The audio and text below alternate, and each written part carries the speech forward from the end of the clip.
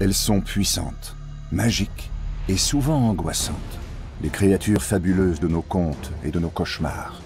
Mais comment se fait-il que l'on retrouve certains de ces êtres chimériques aux quatre coins du monde et de tout temps? Y a-t-il un fond de vérité derrière les mythes?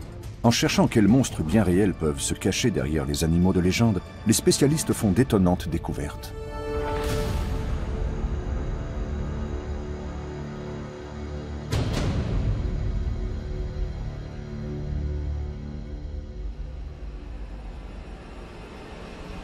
Venu de nulle part, il surgit des brumes de l'histoire, le dragon. C'est l'une des créatures fantastiques les plus connues et les plus anciennes.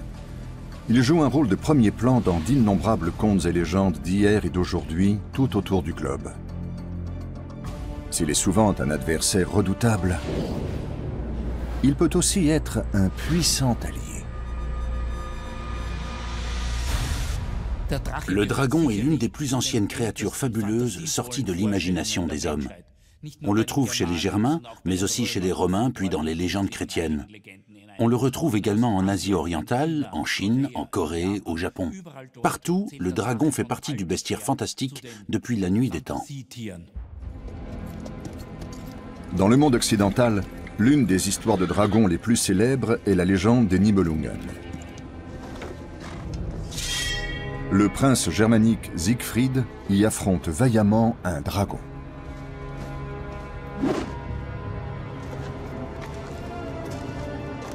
Les rôles sont clairement définis. Le dragon représente le mal et le héros a pour mission d'anéantir cette bête féroce afin de protéger le pays et ses habitants.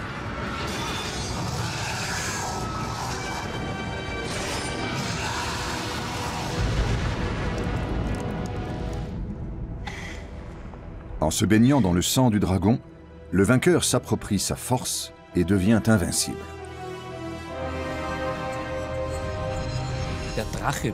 Le dragon que combat Siegfried est un monstre gigantesque et extrêmement dangereux dont seul un héros peut triompher. On le retrouve dans certaines hagiographies, comme la légende de Saint Georges triomphant du dragon avec sa lance, ou celle de Saint Sylvestre. Dans l'Europe du Moyen Âge, le dragon est le mal personnifié. Il l'est déjà dans la Bible, qui mentionne un combat mémorable. Celui de l'archange Michel terrassant le dragon, raconté dans l'Apocalypse. À en croire son auteur, l'apôtre Jean, ce dragon-là n'est autre que Satan. Et il fut précipité, le grand dragon, le serpent ancien, appelé le diable et Satan, celui qui séduit toute la terre. N'oublions pas que dans la symbolique religieuse du Moyen-Âge, le dragon représente l'enfer. Dans l'art pictural chrétien, l'entrée de l'enfer est représentée sous la forme d'une gueule de dragon grande ouverte. Depuis le IXe siècle, l'entrée de l'enfer prend souvent la forme d'une gueule de dragon béante qui menace les pécheurs de ses dents acérées avant de les entraîner dans les profondeurs d'un abîme où ils seront dévorés par les flammes.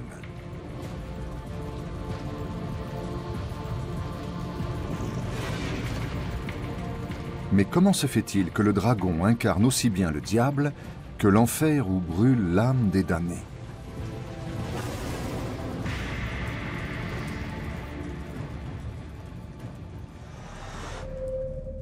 L'Islande nous fournit une réponse plausible. Les paysages de la plus grande île volcanique du monde ont inspiré les légendes les plus mystérieuses. Pour les gens d'ici, les êtres fantastiques font partie du quotidien.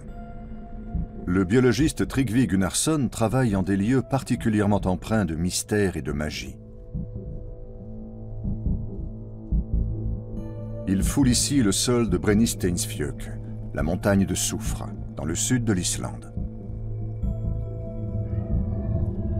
Derrière chaque rocher pourrait se cacher un monstre. Mais s'il est un volcan particulièrement évocateur, c'est bien le Thrinu-Kagigur. On peut plonger dans ses entrailles comme dans les profondeurs de l'enfer. Ce volcan n'est pas seulement le puits de lave le plus profond sur Terre, c'est aussi l'un des seuls cônes de cendres de notre planète dont la chambre magmatique soit accessible aux hommes.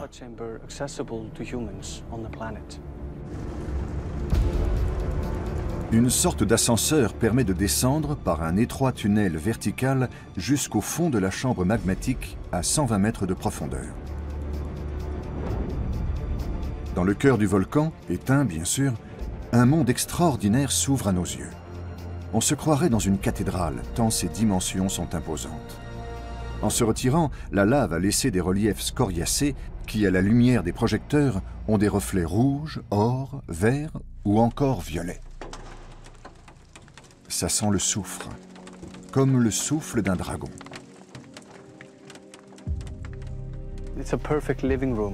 C'est l'antre parfait pour un dragon, avec toute cette activité volcanique, ces couleurs magnifiques. Et l'œil du dragon là-haut, on dirait qu'il veille sur son trésor. L'orifice qui laisse passer la lumière évoque en effet l'œil d'une créature redoutable qui surveillerait les visiteurs. De tout temps, les grottes ont été des lieux surprenants, mais aussi effrayants.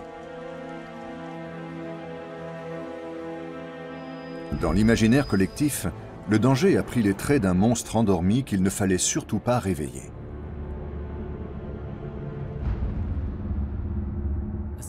Il y a beaucoup de grottes et elles sont sombres et souvent humides.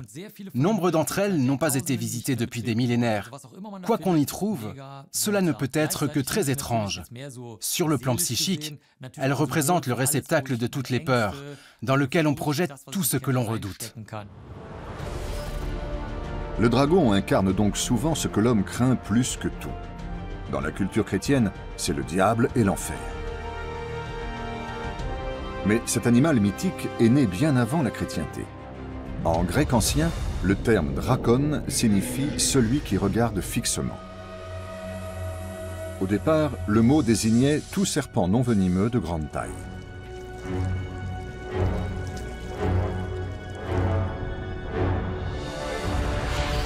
Quiconque a déjà vu un serpent géant gober sa proie imaginera sans mal qu'un tel animal puisse réveiller des peurs ancestrales.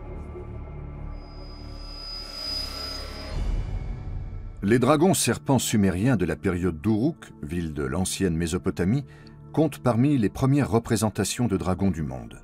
Ces créatures, dotées d'un puissant cou de serpent et d'un corps d'ongulé, remontent à environ 5000 ans. On peut supposer que des témoins d'une scène comme celle-ci, n'ayant pas réussi à bien distinguer le chasseur de sa proie, ont fait de deux animaux un seul.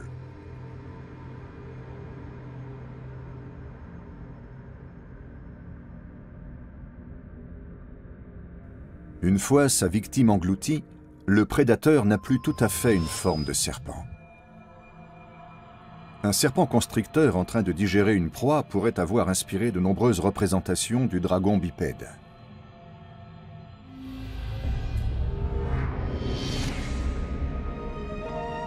Les dragons d'Orient sont incontestablement inspirés du serpent. Mais ils préfèrent les univers aquatiques aux cavernes.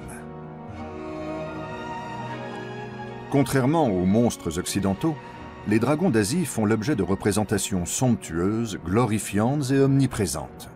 Et aucun héros ne veut s'en prendre à eux. Bien sûr, il y a des dragons dangereux en Asie orientale aussi. Disons des dragons qui veulent du mal aux hommes. Mais de façon générale, dans le monde asiatique, le dragon inspire le respect, voire la vénération. C'est un être surpuissant dont on veut s'attirer les faveurs.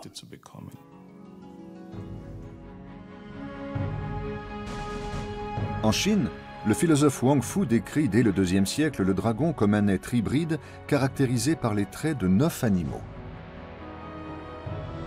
Il possède les bois d'un cervidé, la tête d'un cheval, des yeux de lièvre, un ventre de mollusque, des écailles de carpe et des pattes de lion terminées par des serres d'aigle. Ses oreilles sont celles d'un bovidé et son cou fait penser au serpent. Les caractéristiques de ces animaux se retrouvent elles aussi chez le dragon.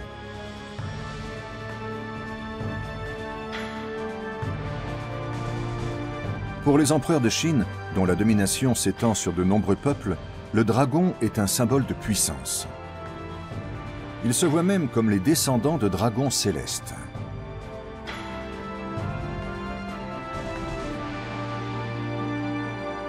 C'est pourquoi le trône impérial, depuis lequel l'empereur règne sur son immense empire, s'appelle le trône du dragon.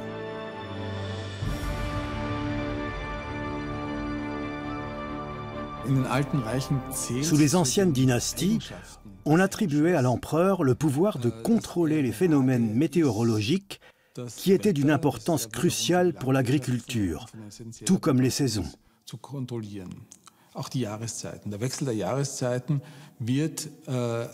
Selon les croyances chinoises, les changements de saison étaient directement provoqués par certains rituels impériaux, lors desquels on invoquait très souvent un ou plusieurs dragons, car on les considérait comme les maîtres des éléments. Ainsi, le mur aux 9 dragons dans la cité interdite de Pékin montre d'imposantes créatures surgissant des flots et provoquant le vent et la pluie.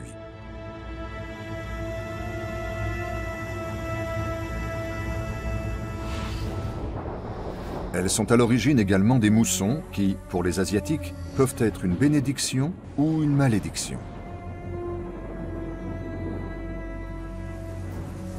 En effet, des pluies trop abondantes sont tout aussi fatales aux cultures que de trop faibles précipitations. Aujourd'hui encore, les représentations du dragon sont nombreuses dans les métropoles asiatiques. Son rôle ne se limite plus au déclenchement des phénomènes météorologiques et on le considère plus généralement comme un porte-bonheur. Le Nouvel An chinois est ainsi toujours placé sous le signe du dragon. Qui l'honore comme il se doit sera chanceux toute l'année.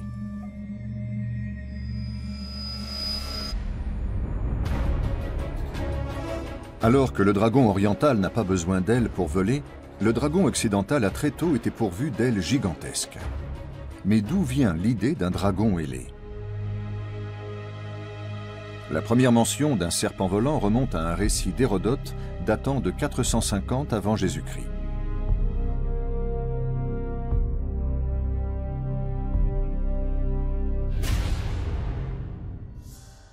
L'historien grec raconte qu'à chaque printemps, la ville égyptienne de Bouto était attaquée par d'épouvantables serpents ailés, dont les gardiens de la ville ont finalement réussi à se débarrasser. Cette représentation des reptiles volants est née des descriptions qu'il en a faites. Il est allé lui-même en Égypte pour vérifier ces dires.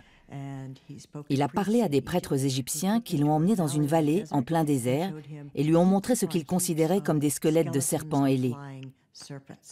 Il y en avait énormément, à en croire Hérodote. On ne sait pas ce qu'il a réellement vu, mais il y a fort à parier qu'il s'agissait de fossiles, d'un amoncellement de squelettes fossilisés méconnaissables pour les Égyptiens, qui les ont pris pour des serpents ailés.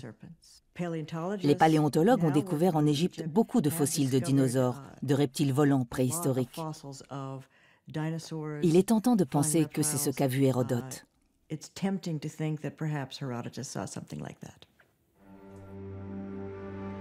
Longtemps, les chercheurs n'ont pas fait le rapprochement entre les dragons et ces fossiles, car les premières mentions et représentations artistiques de dragons avaient été faites autour de la mer Méditerranée, dans des régions où aucun fossile de ptérosaure n'avait jamais été retrouvé.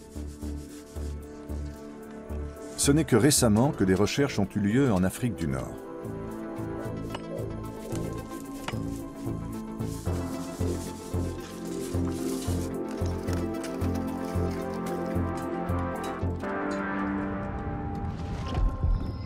Découverte surprenante. Au Crétacé, il y a 100 millions d'années, le Sahara n'était pas peuplé uniquement d'animaux se déplaçant au sol, mais aussi de vertébrés volants, des ptérosaures. Avec une envergure de 5 mètres, ces volatiles du secondaire étaient très impressionnants. Que pouvait penser un homme de l'Antiquité en découvrant les ossements d'un tel animal? Et quelle créature pouvait-il imaginer lorsqu'aux os de ptérosaures se mêlaient ceux d'autres animaux préhistoriques? Mettez-vous dans la peau d'un fermier de l'époque d'Homère, donc du 8e siècle avant notre ère. Vous êtes en train de labourer votre champ quand soudain vous exhumez ce qui ressemble, de par sa forme, à un fémur. Et vous vous rendez compte que ce fémur est plus grand que vous. Vous n'allez pas le jeter, vous allez chercher une explication. Les Grecs et les Romains étaient tout excités quand ils faisaient de telles trouvailles, qui étaient pour eux autant de preuves que des personnages héroïques, des géants ou des monstres avaient peuplé leur pays à l'âge d'or de la mythologie. Ils apportaient donc ces fossiles dans les temples et décrétaient que c'étaient des os de monstres. La scène représentée sur ce vase peint corinthien du VIe siècle avant Jésus-Christ révèle la prédilection des Grecs pour les fossiles. On y voit Hercule affrontant le monstre marin Céto, apparaissant ici sous la forme d'un énorme crâne fossilisé et non, comme de coutume, sous les traits d'un dragon ou d'un serpent. Néanmoins, les fossiles n'expliquent pas tout. Pourquoi les dragons crachent-ils du feu et sèment-ils la mort et la destruction?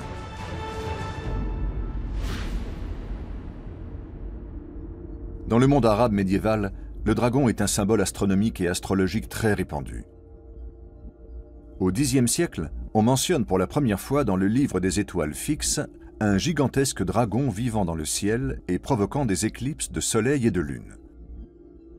On le croit également responsable de l'apparition de comètes.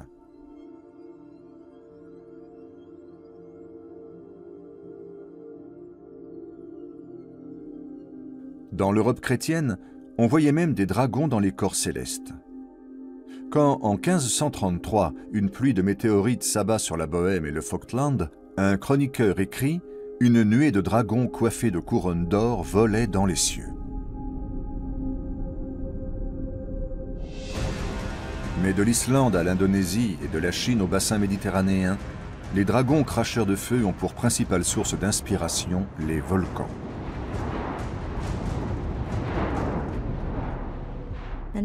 Dans l'Antiquité, de nombreux peuples tentaient d'expliquer les phénomènes naturels qui dépassaient leur entendement, comme un brusque bouleversement géologique, un tremblement de terre, une éruption volcanique ou une inondation, en faisant porter la responsabilité de ces phénomènes à des monstres, et tout particulièrement à des monstres enfouis sous terre. Mais pourquoi y a-t-il toujours eu des hommes pour vivre dans des régions à risque, à proximité des volcans par exemple? La réponse est simple, parce que les sols y sont très fertiles et qu'on y trouve de l'or. Les volcans sont comme des monts de charge. Les mécanismes éruptifs propulsent l'or hors du cratère avec le magma. Dans la chambre magmatique, il y a ce qu'on appelle des phases aqueuses, qui contiennent de l'or dissous. En remontant à la surface, l'eau refroidit. Et c'est ainsi que se forment des filons d'or.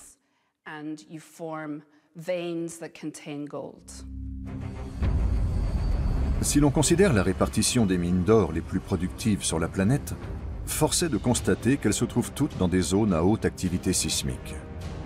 Un volcan est donc une sorte de geyser, une source non pas d'eau chaude, mais d'or jaillissant par intermittence. Les volcans les plus lucratifs peuvent renfermer jusqu'à 1300 tonnes d'or. La voilà, la raison originelle, celle pour laquelle il fallait tuer le dragon, parce qu'il gardait un trésor. Initialement, le héros qui se risquait à affronter la bête ne voulait pas sauver le monde, il n'avait qu'une chose en tête, s'emparer de l'or du dragon. Si le héros grec Héraclès tue l'Adon, un reptile colossal doté de 100 têtes, c'est pour dérober les pommes d'or qui sont sous sa garde dans le jardin des Hespérides. De même, dans la mythologie nordique, si Sigurd entreprend de tuer le dragon Fafnir, il n'a d'autre but que de lui voler son trésor. En revanche, dans la chanson des Nibelungen, version christianisée du mythe, son pendant allemand Siegfried le fait pour libérer son pays. Le dragon Fafnir défendait un joli magot. C'est là un leitmotiv international. Dragons, serpents ou monstres en tout genre défendent bien souvent des trésors, et tout particulièrement de l'or.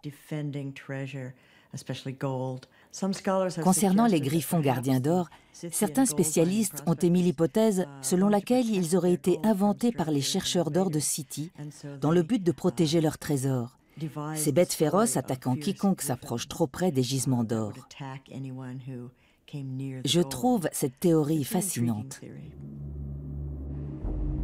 Et là où fume un volcan, il y a de l'or à prendre. Certaines de ces terribles créatures seraient donc une invention des chercheurs d'or destinés à protéger leurs mines des voleurs.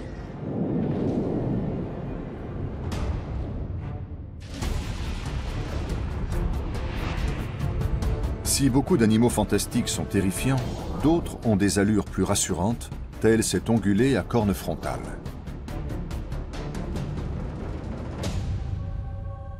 Aujourd'hui, la licorne, loin d'évoquer un monstre, renvoie à un animal fabuleux, rare et pur. Mais que cache cette apparence si séduisante ?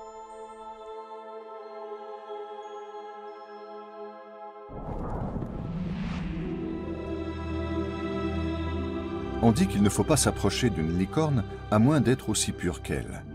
Ce privilège est ainsi réservé aux jeunes femmes encore vierges.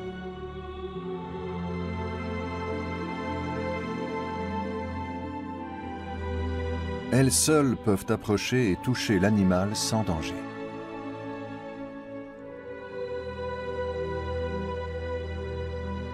Tous les autres meurent transpercés par sa corne ou à son simple contact. Cet animal plein de grâce est-il donc lui aussi un monstre cruel ? Une licorne n'est pas un cheval ordinaire. Elle a une arme pointue sur la tête. On peut donc s'en servir, par exemple, pour menacer les enfants. Si tu n'es pas sage, ou si tu n'as pas le cœur pur, la licorne viendra. C'est exactement comme le père Fouettard, avec un aspect plus joli, ce qui fait encore plus peur. Au Moyen-Âge, le côté agressif de la licorne est très apprécié des chevaliers qui font apparaître l'animal sur leurs armoiries comme un symbole de courage et de force.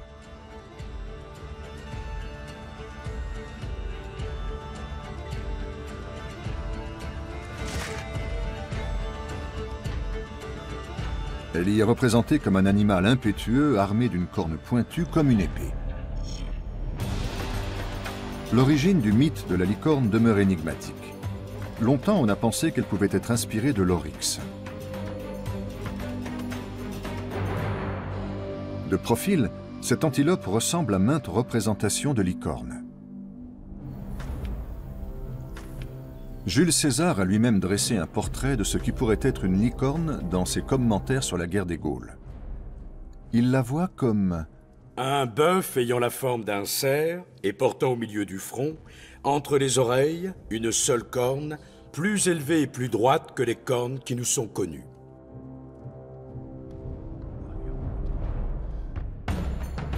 On a ensuite cru que le taureau cornu de la porte d'Ishtar, à Babylone, dont la représentation de profil ne laisse apparaître qu'une seule corne, pouvait être à l'origine du mythe.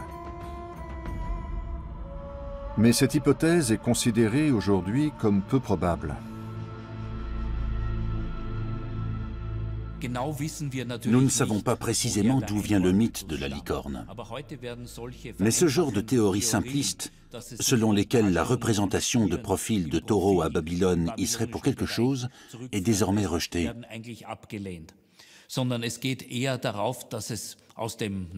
Au Moyen-Orient, des animaux fabuleux de ce type peuplent les légendes depuis très longtemps.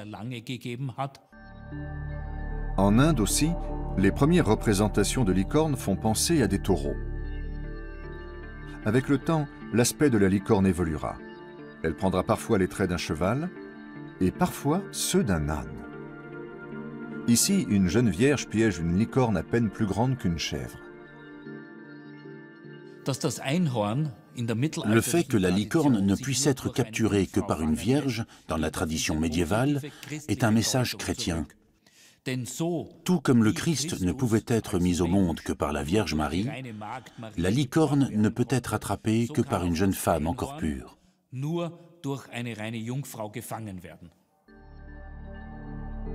Pour les chrétiens, elle devient le symbole de la puissance divine, ce qui ne les empêche pas de vouloir la traquer, car on prête à l'animal et surtout à sa corne des pouvoirs magiques. Au Moyen-Âge, personne ne semble y voir de contradiction.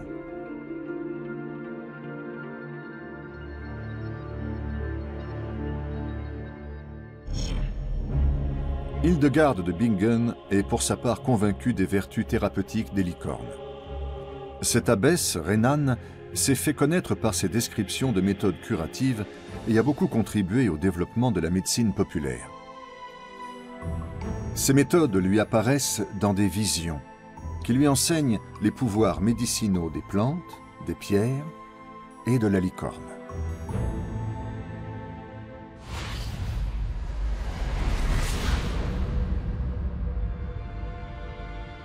Fabriquez un onguent avec du foie de licorne, préconise-t-elle, et vous guérirez les lépreux.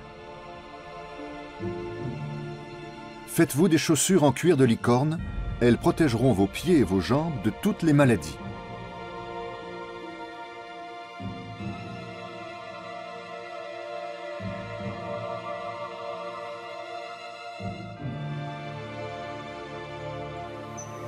Les pouvoirs magiques de la corne de licorne intéressent avant tout les riches et les puissants.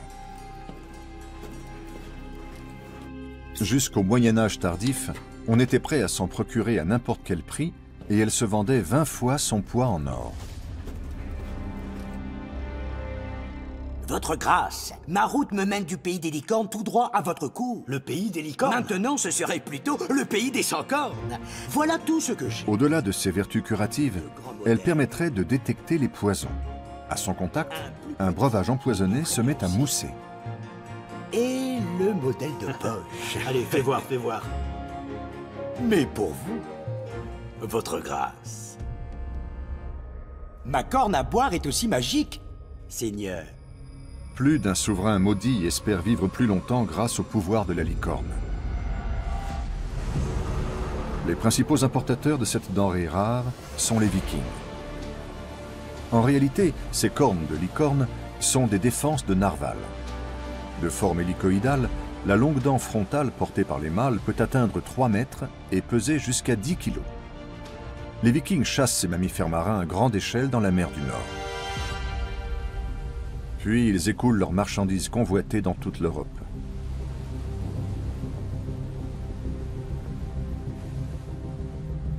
Du XIIIe siècle au début du XVIIe siècle, ils ont le monopole très lucratif des produits associés à la licorne.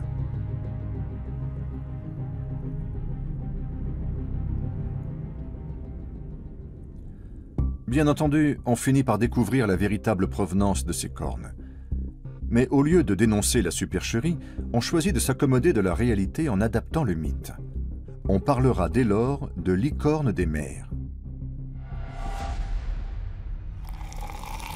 Tant que la crainte d'être démasqué empêche les empoisonneurs de commettre leurs méfaits, la corne à boire exerce son action anti-poison.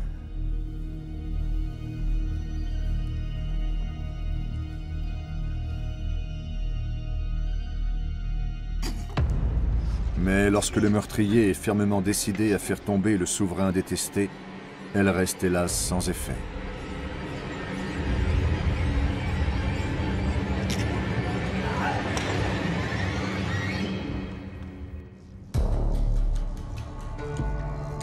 Pendant longtemps, les scientifiques ont fait peu de cas de la licorne, la reléguant au rang de créature chimérique. Mais récemment, la question de l'origine du mythe a piqué leur curiosité.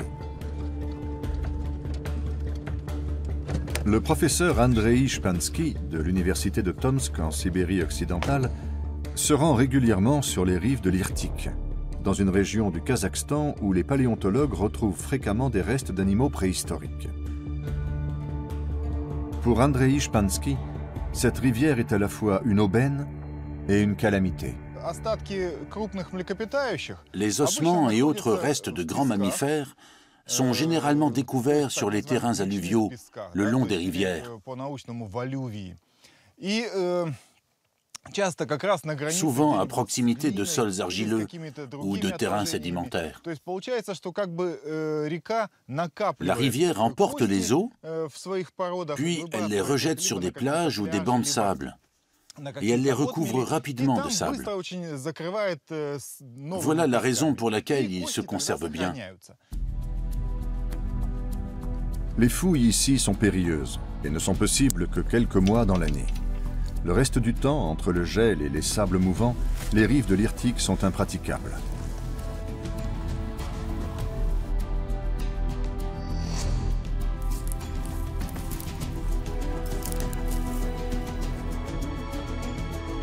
Le paléontologue travaille avec une simple pelle, en plus du harnais bien sûr. Il s'intéresse principalement aux fossiles d'animaux géants ayant vécu au Kazakhstan en des temps ancestraux. Sa trouvaille du jour, une omoplate de mammouth.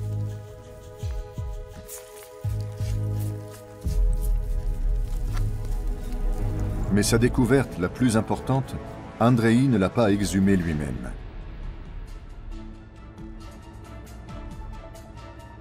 Elle est exposée au Muséum d'histoire naturelle situé dans la ville de Pavlodar, dans le nord-est du Kazakhstan. Il s'agit d'un crâne fossilisé doté d'une mystérieuse protubérance frontale. Andrei a été le premier à comprendre qu'il appartenait à la vraie licorne, celle de Sibérie, l'Elasmotherium sibiricum.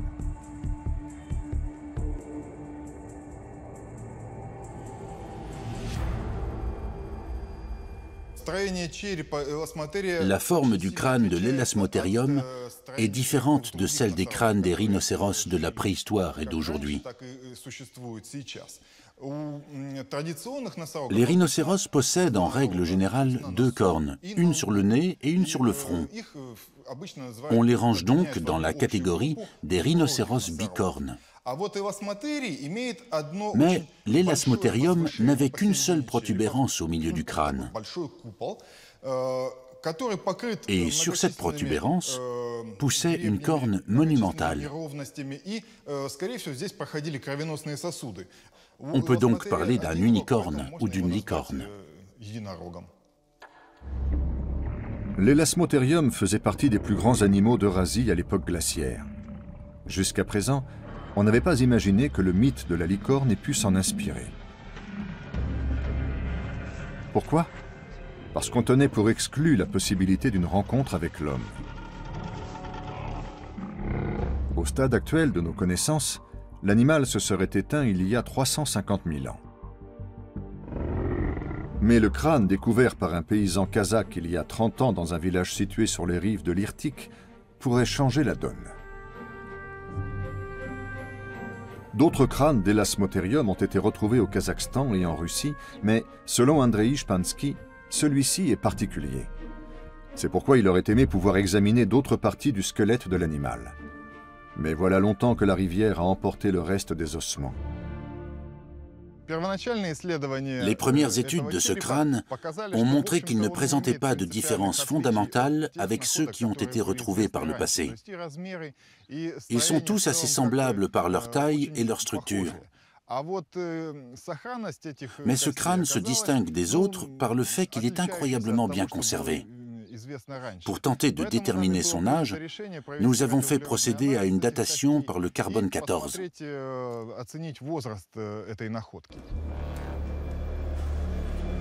Selon une première datation effectuée en 2016, le crâne ne serait vieux que de 29 000 ans.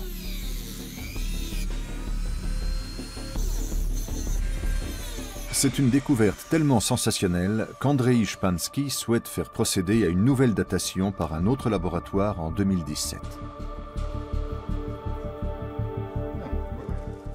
Si l'on obtenait le même résultat, cela voudrait dire que les histoires de licornes pourraient bien trouver leur origine chez l'Elasmotherium.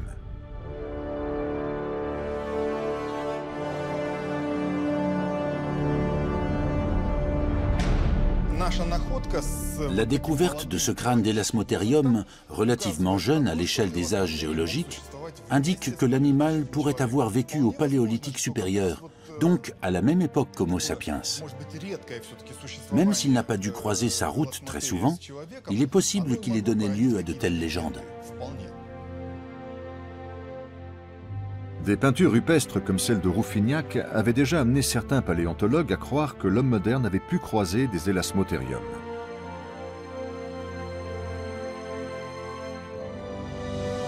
Le souvenir des licornes géantes aurait ensuite été transmis de génération en génération par la tradition orale. Jusqu'à ce jour, il manquait une preuve concrète pour appuyer cette thèse. Cette preuve n'est pas encore apportée avec certitude, car la datation de l'échantillon de crâne réalisé en 2016 à la demande de Shpansky n'est pas fiable à 100%. Selon le laboratoire, l'échantillon était très petit et sans doute corrompu. Sarah Talamo, de l'Institut Max Planck à Leipzig, doit faire la lumière sur l'âge de cet unicorne sibérien. Elle a déjà rectifié plus d'une datation erronée. La datation par le carbone 14 est une technique qui permet de dater de la matière organique vieille au plus de 50 000 ans. L'opération est très délicate, car il arrive fréquemment que les échantillons soient pollués par du carbone plus récent, ce qu'il faut à tout prix éviter. Les échantillons peuvent être corrompus également par d'autres matières organiques, par celui qui les prélève, les emballe ou les stocke. Ces impuretés doivent être écartées pour pouvoir déterminer l'âge d'un fragment d'os pré- ou proto-historique.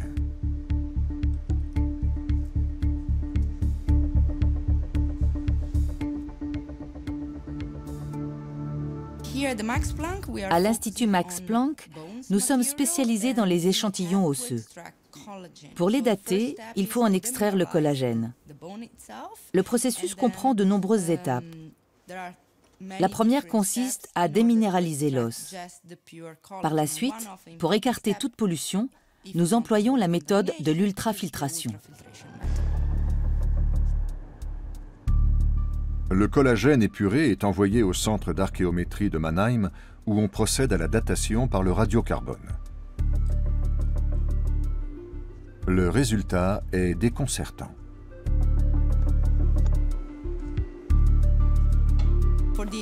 Pour l'élasmothérium, nous avons reçu les résultats de Mannheim.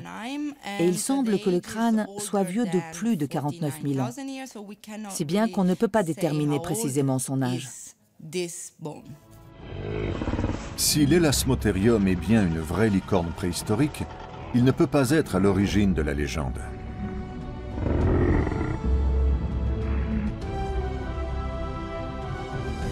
Mais c'est peut-être justement le mystère qui plane sur son origine qui fait le charme de cette créature enchanteresse.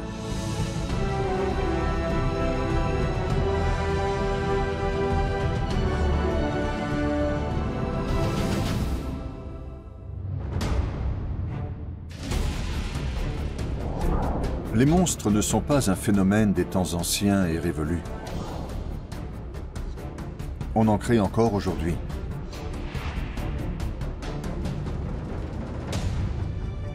En 1995, dans le nord-ouest de Porto Rico.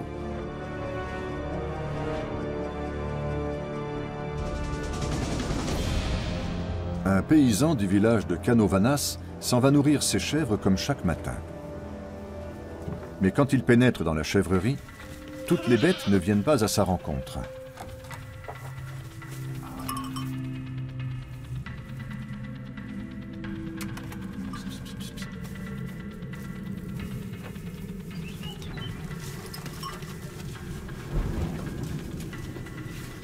Inquiet, il cherche celles qui manquent à l'appel.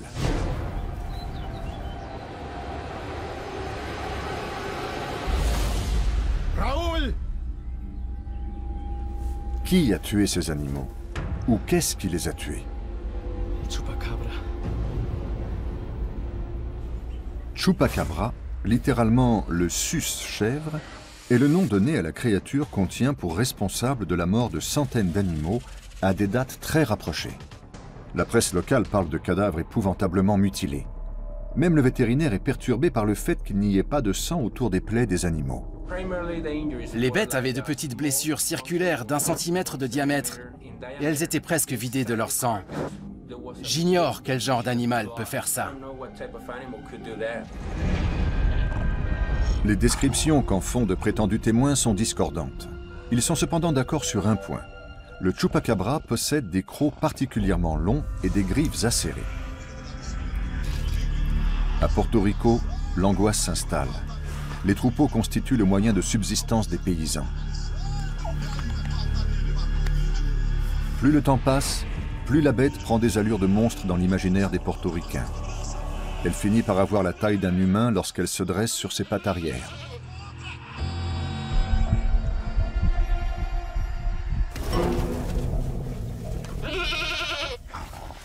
L'histoire du chupacabra aurait pu rester une histoire à caractère local.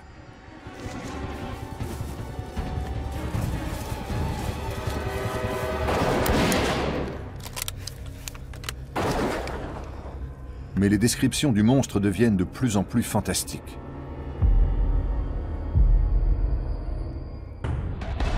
D'aucuns auraient aperçu un démon aux yeux rouges dépourvu de poils et hérissé d'épines.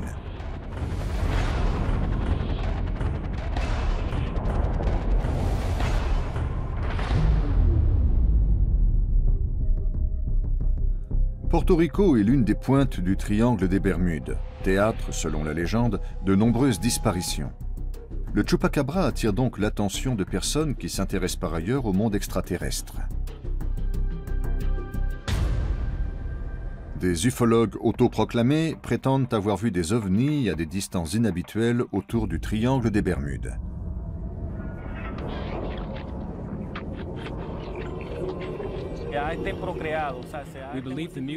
Nous pensons qu'il s'agit d'un animal créé par l'homme et qui s'est reproduit de façon incontrôlée. Et nous avons identifié une tendance. Avant les mutilations, on aperçoit toujours un ovni dans la zone.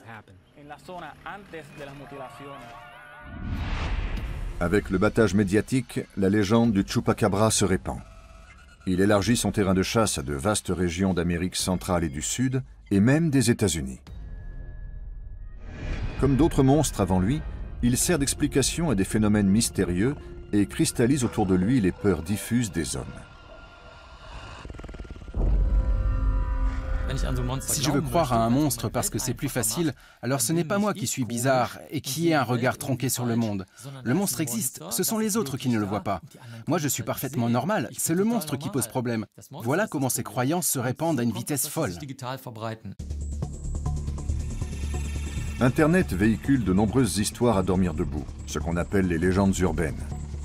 Des images du Slenderman, de méduses géantes, d'inquiétantes sirènes et d'autres étranges créatures circulent sur la toile. Rien ne fait aussi vite le tour du web qu'une théorie du complot.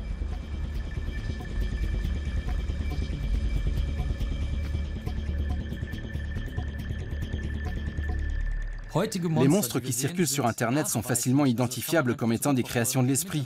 On peut savoir quand, où et même par qui ils ont été inventés.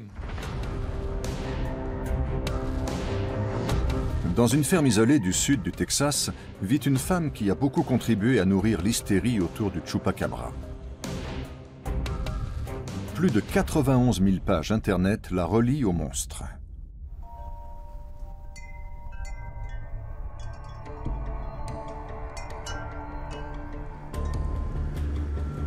Phyllis Canyon a été la première, en 2007, à pouvoir présenter les restes d'un Chupacabra, ce qui lui a valu de devenir une star du net.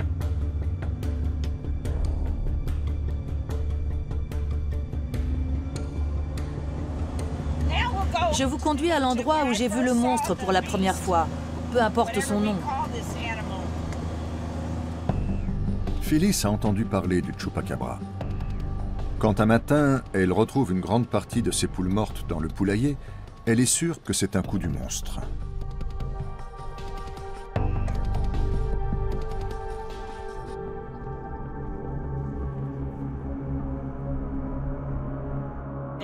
Il était là, à moins de 10 mètres de moi. Nous nous sommes regardés. Je n'ai pas eu peur de lui, et il ne semblait pas avoir peur de moi non plus. Puis je me suis demandé, mon Dieu, mais qu'est-ce que je viens de voir? J'ai beaucoup voyagé dans le monde entier, mais je n'ai jamais vu d'animal aussi étrange. Après ça, il est parti, tout simplement.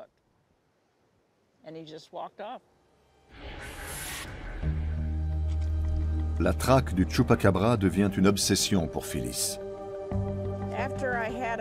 Une quinzaine de poules sont mortes de la même façon, vidées de leur sang. Et quelqu'un m'a proposé de construire une cage pour tenter de piéger l'animal.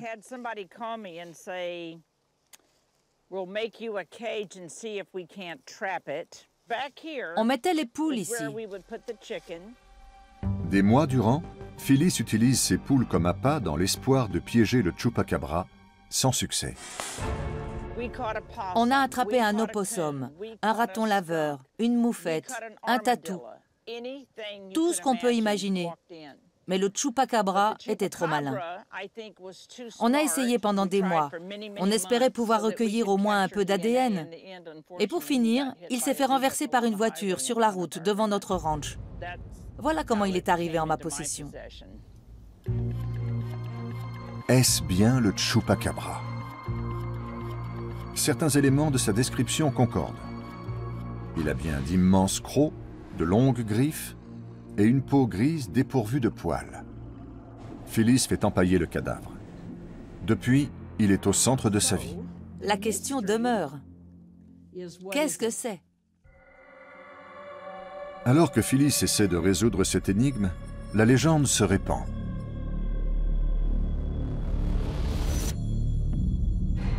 Plus ancrée que jamais dans la réalité, elle fait le tour du monde avec l'aide d'éminentes personnalités.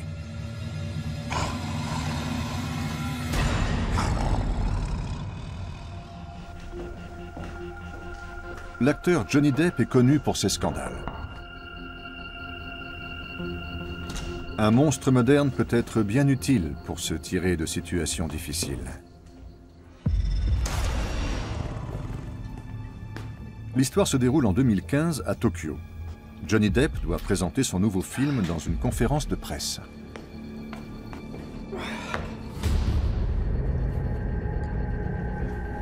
Mais les journalistes l'attendront en vain.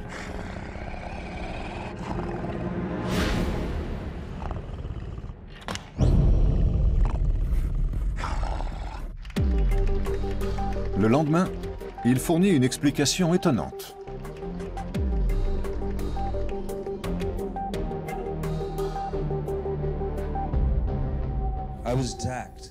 J'ai été attaqué hier matin par un animal rare et rarement observé, qu'on appelle chupacabra.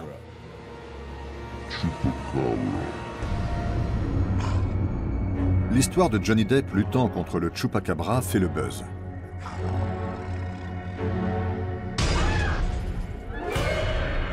Je l'ai combattu pendant des heures. C'est un animal coriace et très méchant. Cet exemple illustre parfaitement la facilité avec laquelle, à l'ère des médias, une simple farce peut se transformer en théorie du complot.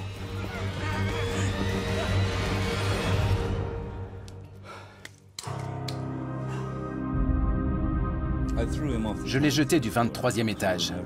On ne le reverra jamais. Mais derrière le chupacabra, comme derrière tous les monstres, il y a un animal bien réel. À l'Université de Californie de Davis, on analyse l'ADN du spécimen de Phyllis Canyon. Le résultat du test ADN de lignée maternelle a indiqué que l'ADN mitochondrial était celui du coyote. L'examen du chromosome Y, qui renseigne sur la lignée paternelle, a donné un résultat intéressant, car on a identifié un chromosome Y qui n'existe à notre connaissance que chez le loup du Mexique. Il a été réintroduit relativement récemment dans cette zone médiane de l'Amérique. Mais cela ne nous a pas vraiment surpris. Nous nous attendions à retrouver l'ADN d'espèces animales connues. Ce chupacabra serait donc issu du croisement entre un coyote et un loup, un coy-loup. Mais pourquoi ce spécimen est-il dépourvu de poils?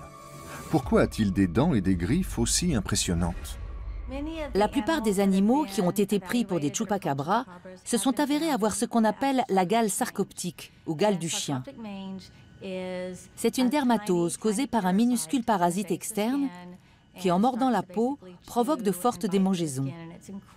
Par conséquent, les animaux se grattent, se frottent, se lèchent, et ils perdent encore plus de poils. Les lésions cutanées provoquées par l'acarien et par le frottement entraînent des infections secondaires qui accélèrent encore la perte des poils. Et le fait que les animaux se lèchent et se frottent continuellement conduit à un épaississement de la peau qui développe de plus en plus de pigments et finit par ressembler à une peau d'éléphant. Voilà donc le vrai monstre de cette histoire, le sarcopte. Il peut y en avoir jusqu'à 200 dans un seul follicule pileux.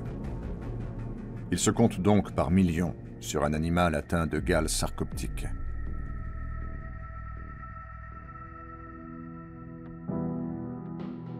Mais pourquoi l'animal suce-t-il le sang de ses victimes comme on le raconte? Est-ce même possible? Un animal de la taille qu'on prête au chupacabra ne pourrait pas se contenter de sang pour vivre. Il lui faudrait se nourrir d'autre chose. Mais il est difficile pour des gens non formés de déterminer si un animal qui a été tué est effectivement vidé de son sang. Le fait qu'il n'y ait pas de sang visible en surface ne signifie pas qu'il n'y en a pas à l'intérieur du corps. La plupart des nécropsies des supposées victimes de chupacabra montrent qu'elles n'étaient pas vidées de leur sang. En principe, un coyote chasse des animaux sauvages. Mais quand il est affaibli par la maladie, comme celui-ci, il ne peut s'en prendre qu'à des animaux de ferme qui n'ont pas la possibilité de fuir. La véritable victime, c'est lui.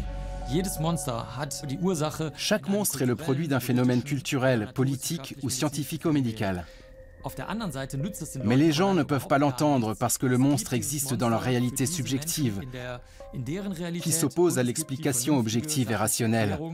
Les deux aspects sont pratiquement inconciliables. Dragon, licorne ou chupacabra, toutes les créatures de légende s'inspirent d'êtres bien réels, déformés par notre imagination, et dont nous seuls avons fait des monstres.